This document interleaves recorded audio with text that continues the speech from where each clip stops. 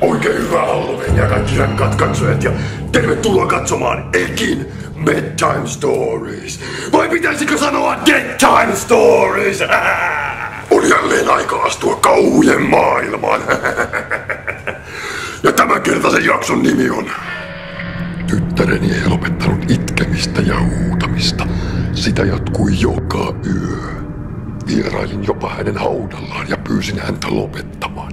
Sekään ei auttanut. Ihan mieletön tarina. Naurattaa niin paljon, että meinaa vatsapeitteet revetä.